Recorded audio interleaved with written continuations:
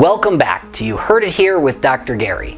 I'm Gary, one of the clinical audiologists here with Advanced Hearing Group in Scottsdale, Arizona. This is earwax removal vlog number 43. Today, we're going to remove the wax from an ear. It's dry, flaky skin and earwax all muddled together. When I started picking this video to make this, I thought I was going to really love it. I actually was not nearly as proud of my progress in this video as I thought I would be. As we go through, you're going to see, unfortunately, I left some dry skin and wax both on the side of the ear canal as well as on the floor of the ear canal.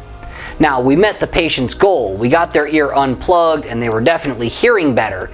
They lost that feeling of fullness. We didn't do the best job we've ever done. Did you know that the eardrum is so thin that you can actually see the umbo or the backside of the malleus against the eardrum? This is also why your doctor can see fluid when it builds up in the middle ear space.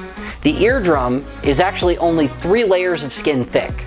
That's why we encourage you not to put anything smaller than your elbow in your ear canal. If you need to do a wax removal or stick things in the ear canal, let somebody who knows what they're doing do it. Alright, let's move over to the other ear. On this side, we're going to use the curette to break through that wall of skin and wax and pull it away from the ear canal wall in order to be able to use the alligator forceps to remove this dead skin and wax and give us a good view of the eardrum. If you like these wax removal videos, please take a moment to like and subscribe. It really does help with the YouTube algorithm, and I promise we'll do our best not to leave this much debris in the ear canal as we did here, because I know that's going to be one of the top comments that we see in the comments section.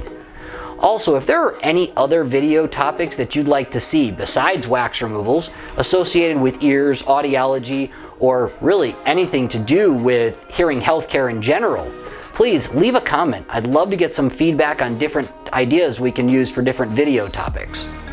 Alright, now we can see the eardrum, so we're going to use the curette again and try to pick all this off the bottom. And this is where we made the other mistake. We get a nice big chunk here to come out, but we actually end up leaving a little bit on the bottom of the ear canal. It's not obstructing anything, but we definitely could have done better getting it all to come out.